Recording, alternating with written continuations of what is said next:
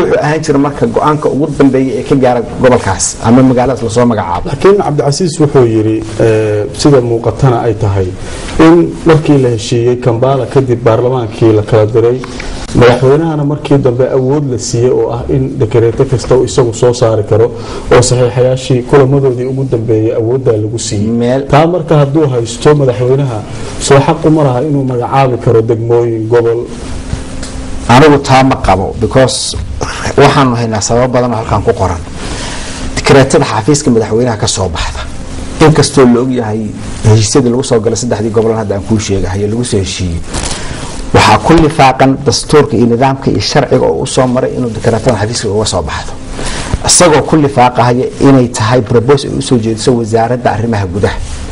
wasaaradda arrimaha gudaha sistamkeedu waxay tahay inay soo marto marka hore golaha wasiirada oo ay ka soo ansixiso nidaamka kan ay loo geenayo madaxweynaha.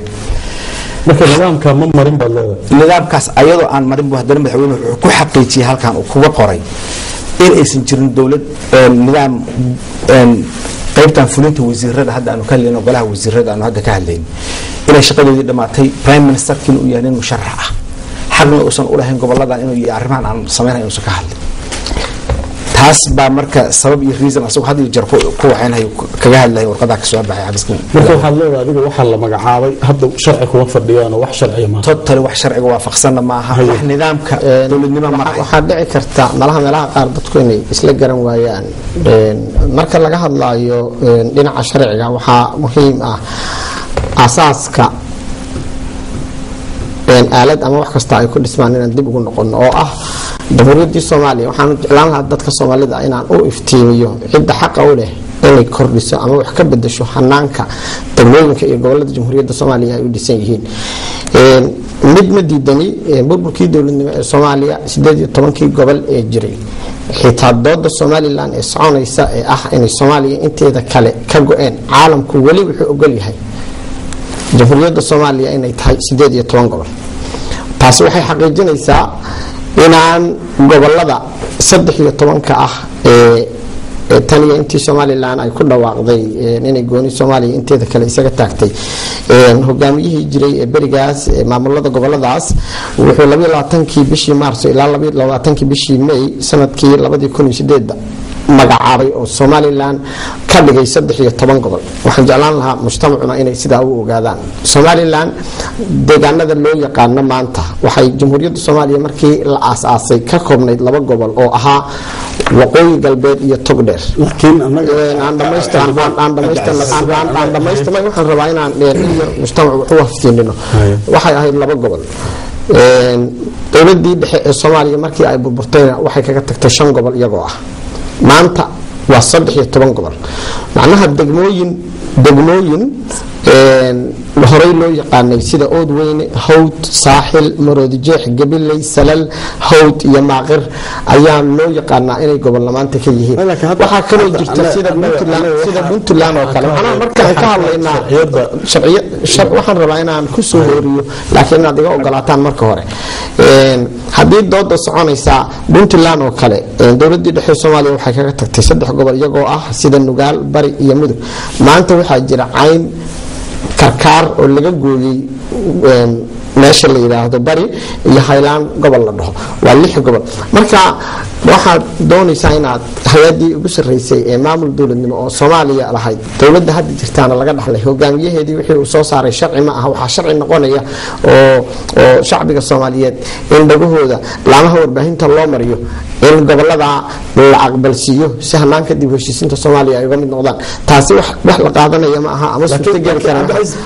laakiin uga jawaabo ku soo dhaco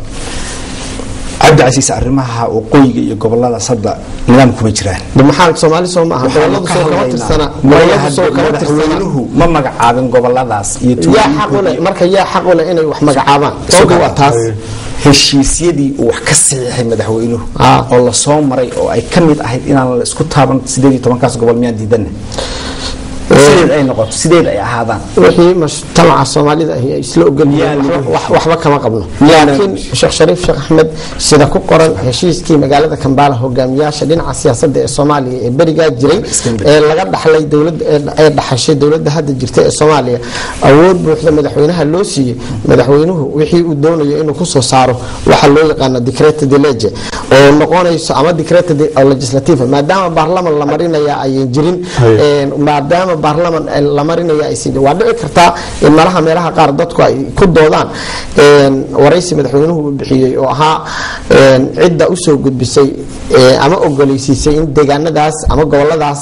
loo dilacsiyo darajooyinka hadda la isku hayo waa dhici kartaa oo dhinaca sharciga ah maxaa jira wasaaradda arrimaha gudaha waxay aftirsiyaheedu wuxuu galaa golaha wasiiradu marka ay ka doodaan madaxweynuhu u gudbiyaan laakiin maadaama hogaamiyaashii dawladii kumeel gaarka ah ee bariga jirtay ra'iisul wasaarihii bariga jirayna uu noqday presidential candidate gudoomiyihii baarlamaanka ee heshiiska saxiixayaasha ka ahaana uu noqday laakiin shirkii ugu dambeeyay ee magaalada Addis Ababa lagu qabtay madaxweynuhu geeridii Malazanawi ka hor xanuunkiisii waxa loo xaqiijiyay isagu inuu yahay right man ninkii saxda ahaa ee go'aan ka gaari lahaa lama oran gobolada iyo tuulooyinka iyo adduunka baad magacaabi kartaa hal su'aal maxaa u diidayo inuu magacaabo waxaan ku sheegi lahaa halka hadda dooda magaalada ka soconaysa shacbiga Cabdi Casiis horta dadweynaha Soomaaliyeed waxa fiican inuu wixii jiro macquul ah oo rasmi oo sharciga ku salaysan inaan u sheegno waxaanu hadda ka doodanayna waa wixii waa arintii aanu ku soo gaarnay dawladnimada maanta jirta ee rasmiga ah waxayna hayeen wax qoran oo rasmi ah oo sharciga lagu heshiiyay cid ka sareysay iyo cid hadda maamul uu sameeynayay iyo midna ma jirin waaga lix mas'uul oo Soomaali inay matasho oo ay ku gaarsiisay jidkan la road mapka jiray waa ogey arintii Kampala wax ay ka bedeshay qarameedka ma jiro ku meel gaarka ah waa walaalay isaga soo hada waxa ka dambeeyay saddex shir oo ay Soomaali ku heshiisay in gobolada la isugu yimaado laga wada hadlo way kamid ahayd inaan la taaban 18 gobol oo ka tagay maamulka dhexe dawladda sharciyaas kamid ahayd marka waxaad leedahay maadaama aan baarlamaanka la waayay madaxweynuhu ku meel gaar buu ahaa wuxuu leeyahay legitimate qayaxan oo restricted ah oo ilaa xad ah oo ku takrifay wax walba because wax gacan ugu jira ma jiro waagaas gobolada qaarkood maamulay samaysteen gobolada qaarkood maamul kale ka jiray oo awood loo tagi karin waxa maamulkooda kaliya uu ku ekaan magaalada Muqdisho bay ahayd sana khaldan good systemka markaan u soo noqon legitimate hadaan si academic uga hadlayna way golaha fulinta wuu jiray ra'iisul wasaaraha jiray wasiirada jiray maamulaha jiray u taagan shaqada uu madaxweynuhu markaa ku dhaqaaqay inay qabtaan inuu kala tashado oo kala dhil garayo oo hadduu doonayo si rasmi ah oo maxaa lagu doortaa tuulo inay magaalo noqoto shuruuc iyo rasmi shuruuc la jiro procedure la jiro nidaam iyo xeerar waa inay heshaan fogaanta u jirto magaalada kale waa inay population code inta gaari karaan Soomaah waa in resource code sugan yahay waa inay intaas tuulo ah haysato oo ay resource ka soo galaan sida xoolaha nool iyo beeraha iyo wax alla wixii ka soo gaa dawladda kaliya ka abugeed wuxuu noqon karaa marka inay amniga kaliya ka caawinto tuuladaas ama magaaladaas markaas la magacaabayo laakiin waa inay process ka soo martaa oo ilaa baarlamaan ilaa madaxweyne ila soo gaartaa gudiya loo diri jiray Soomaaliya oo ku soo sameeya research magaaladan u qalantaa inay magaalo ku noqoto Soomaaliya ka qayb gasho systemkii sida aha dawladdu waa jirtaa dawladdu fulinta ogow prime ministerkii waxa warqadaha qorahay